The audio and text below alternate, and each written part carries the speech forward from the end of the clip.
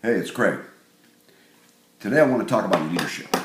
I get an opportunity to travel around the country and speak about leadership. I'm one of those people my entire life, from being, whether you're a captain of a football team or whether you're, an Eagle Scout or whatever, we learn leadership in our lives, through different experiences. A lot of you out there are leaders. You're leaders of large companies right now. You're leaders of your families. You're leaders of outside curricular activities. But leaders just seem to always lead.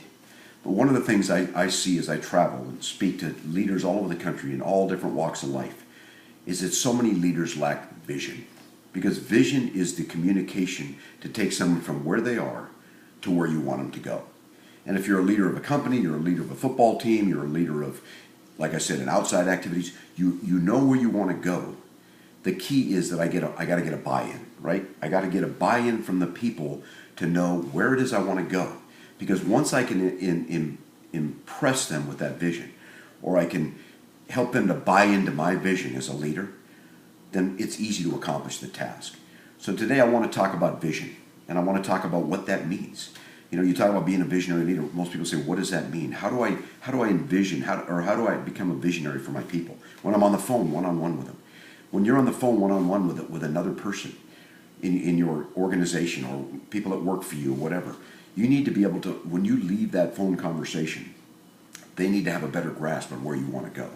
But more than that, you need to be able to take and light the passion and the fire within them to accomplish what it is. Because if they're on your team, obviously their success relates to your success. They succeed, you succeed. But as leaders, we need to learn this technique of being a visionary. Some of us is much more natural. We're just those kind of people. We have that kind of personality. But it is something that can be learned. So I want to talk about that today. I want to talk about 10 points of vision. And let's get started. Let me read this that we wrote. People need to be shown the team's vision clearly, creatively, and continually. Whenever I endeavor to cast vision with the members of my team, I use the following checklist. I try to make sure that every vision message possesses. Number one, clarity. Your vision brings understanding, or clarity brings understanding to the vision. Answers what people must know and what you want them to do. So whether you want them to accomplish, if you're in a network business, and whether they want to reach a level in that business, then you need to be clear on what that is, what that takes. So there's two parts to it. There's the why of why they're doing it, and then there's the technique or the details of how to do it. But clarity is important on your vision. When we make phone calls to people, we have a plan going into the call of what we want to communicate. So many times, whether it's a face-to-face with an employee, or whether it's face-to-face with someone that we work with in our business, that's a volunteer army, if you will, like a network company, we need to know that you need to know what they need to know. And I need to be able to communicate that well. If I'm not clear on what our task is, if I'm not clear on what the vision is of their life or what they need, it's a little different in a business where you're motivating people to accomplish for themselves. Although you benefit from that, but you want them to accomplish for themselves. So I've got to be clear on two things. One, what is it that they want? And secondly, how do they get there? So clarity is vital to you as a leader when we get on these conversations, when we get in these calls, or whether you're up in front of an audience or you're in front of your team. Again, you need to know what is it that they want, and number two, what is it that you want them to do to get to where they want to be. So clarity is vital as a leader. Point number two, connectedness. Connectedness in vision brings the past, present, and future together. Connectedness means we need to know that if I'm going to work with someone and help them become better at what they do in their lives, then I need to know what the past has been. What's been their failures? What's been their letdowns? What have been the things about them that they have kept them from getting to where they want to be, whether it's personal challenge, fear of failure, fear of success. If I don't know them and what the past has been, then it's hard for me to evaluate their current situation. Because we can say, well, this person should be doing these tasks, but guess what? If they aren't able to do them because of these fears, I have to deal with the fears. I have to go to the depth. So many times as leaders, we don't listen well. When someone gives you an excuse, that's not what they're saying. They're giving you an excuse, but really what the truth of it is totally different. So I need to know the past of what's been. I was on a call yesterday, doing a mentor call with a girl from New York City. And as we started talking, I realized her biggest fear is because things that happened to her as a child, she's lost confidence. So therefore, she struggles with success, seeing herself as successful because of things from her past. If I didn't get to the bottom of that, then she just said, well, I haven't had time to do it. That's not the truth. What the truth is something has kept her from the past from doing the present. So when you're evaluating the present as a leader, make sure that you enter into what's gotten them to where they are and what still needs to be overcome so they can have a future. Right? There's no future without the strength of understanding the past, bring it into the current. How do I deal with it today? And then they have a future and a hope. So connectedness is huge in vision. Point number 3, purpose. Vision brings purpose, or purpose brings direction to the vision. Again, what is the purpose? See, most people, they go in life, they want to go out, they want to accomplish. But I'm going to tell you today as a leader, you know what they want to do? They want to be. They want to become something. So in their accomplishment is not only the accomplishment of, gee, I want to be this level in this business, or I want to make this much money, or I want to buy this house, or I want to have these wealth in my life. And that's great, but yet behind that, the greatest purpose is I want to be. I want to be significant. I want to make a difference. That's the ultimate purpose within each heart and every soul of every leader, of every person that you meet. We're relational beings. We were created to be in relationships. So therefore, the purpose of their life goes much deeper than just a house or a car. As leaders, we have to go to that depth and discover that purpose. So as a visionary, if I'm on the phone with someone, if I'm face-to-face with them, if I'm in front of an audience, I need to know I've got to go to the depth of their purpose. And once I hear their story, then I can tell them mine. I want to be inspired by them. I want to find out what they want. And ultimately, I know they want to be. They don't just want to do. They want to be. So purpose is important. Next point, honesty brings integrity to the vision and credibility to the center of the vision. Let me read that again. Honesty brings integrity to the vision and credibility to the vision center. What does that mean? Honesty.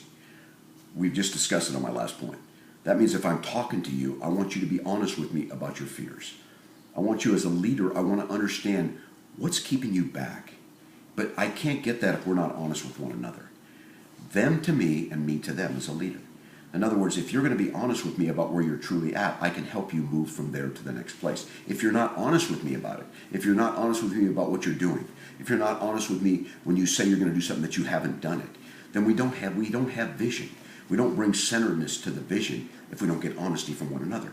My honesty as a leader to them, really important. I need to be honest about them. If they talk too much, I'm going to tell them, right? If they don't listen, they need to know that. If their word's not good, I'm going to point that out to them. As a leader, quit trying to be liked and decide to earn respect of the people you work with. Whether it's a large corporation or a large company, as a leader, I need to gain respect from them, not be liked by them. And so honesty is vital in the vision. Next point. Stories bring relationships to the vision. There's a great book, if you haven't read it, Tell to Win by Peter Guber. I highly suggest you pick up the book and read it. Tell to Win. People's lives are stories. We tend to give facts. Facts do not move people. Facts do not create vision. Stories create vision. Stories of your life. Stories of things, way you learned points or learned lessons.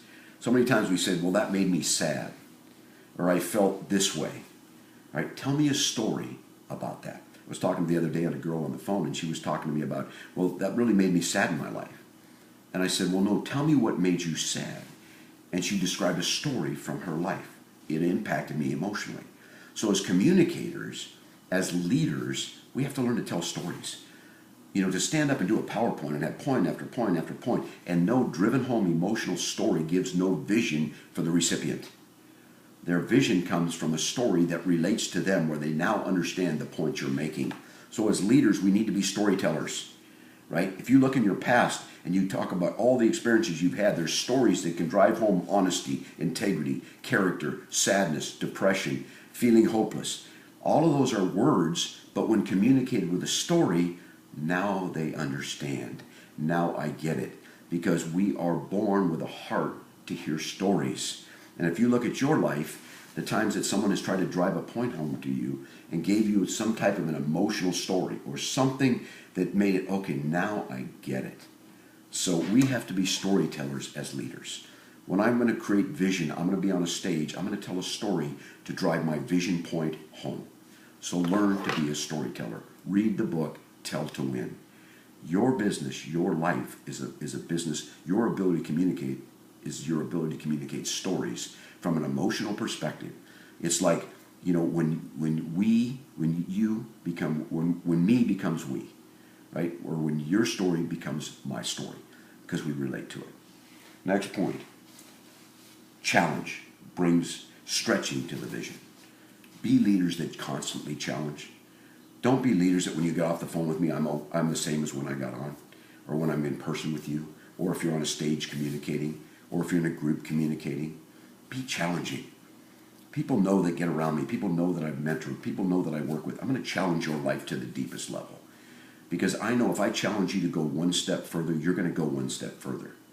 We allow ourselves to be average. We allow ourselves to be status quo. That's unacceptable. We need as leaders to challenge people to the next level of their life, because they'll go there. If you and I are standing on a mountain and there's one more step that needs to be taken for you to get one more point closer to the cap of that mountain, I'm going to take the step. I'm going to reach back and pull you up with me. Okay? So as leaders, when we communicate vision, we have to be challenging, right? Challenging makes us stronger. Struggle makes us stronger. In my life, coaches, I was the kind of kid, because of my past and everything that went on, I was accepted average. I had a football coach in high school. His name was Bud Brubaker. And my coach in high school was a challenging man. He never accepted just being good enough. It's always, hey, you need to do more, right? I'm going to love you to do more. So we need to be challenging in our lives.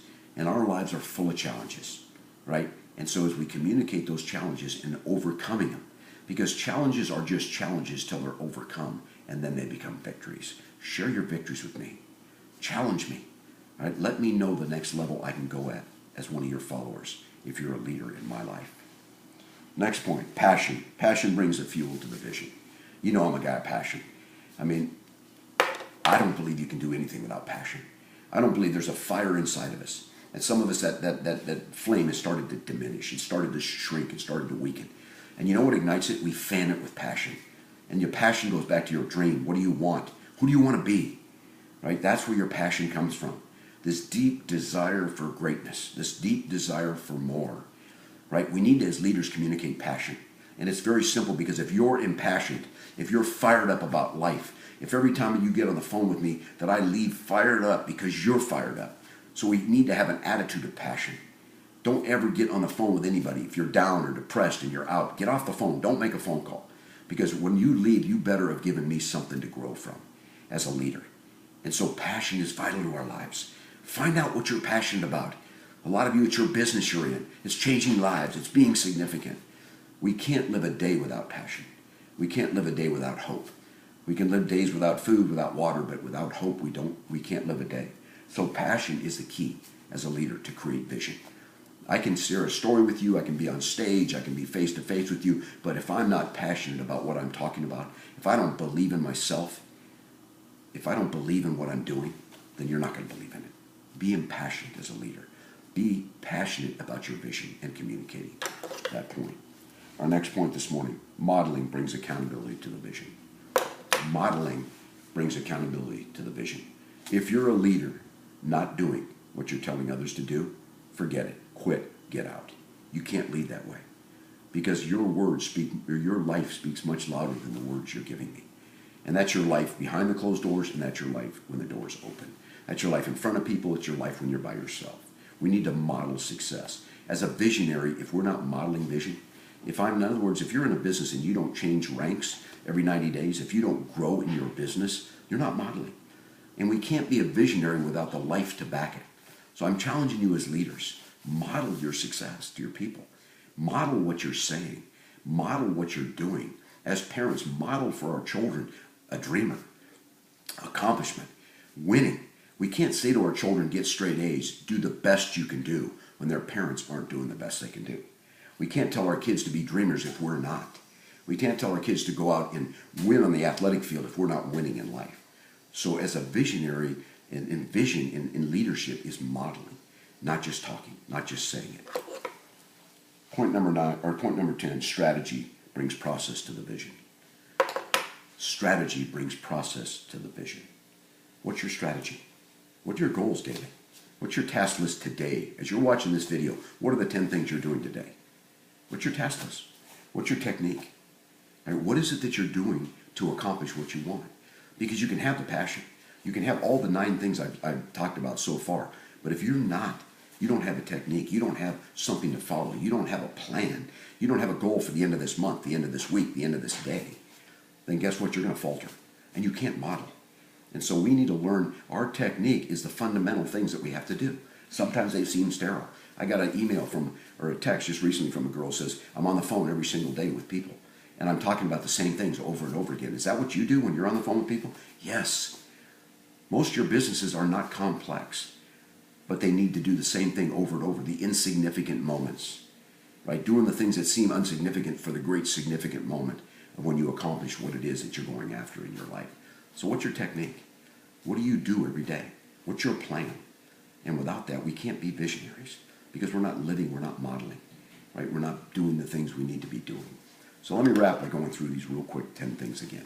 Number 1, vision.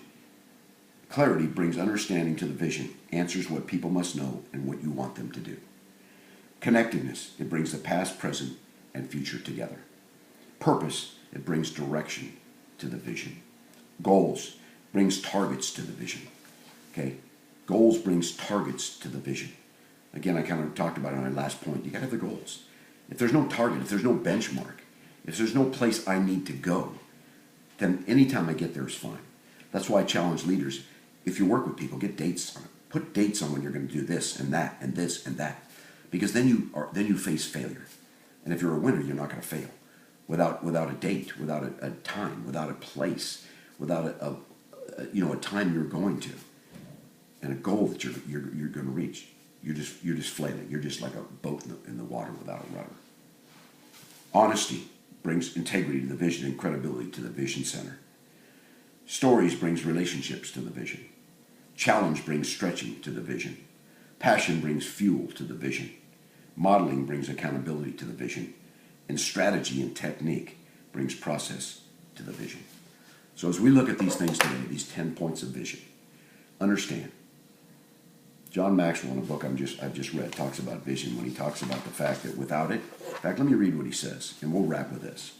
Vision is everything for a leader. It's utterly indispensable. Why? Because vision leads the leaders. It paints the targets, sparks and fuels the fire within, and draws them forward. And it also the firelighter for others who follow those leaders. Show me a leader without vision, and I'll show you someone who is going nowhere. One of the most valuable benefits of vision is that it acts like a magnet, attracting, challenging, and uniting people. The greater the vision, the more the winners it has potential to attract. I 100% agree. If you have no vision, you cannot lead. Leaders are visionaries. Go out today. Rile up your team. Be passionate, but give them the vision of their life, of where you want them to go. Because if they go where you want them to go, they're going to succeed. Because your heart and passion is with their success.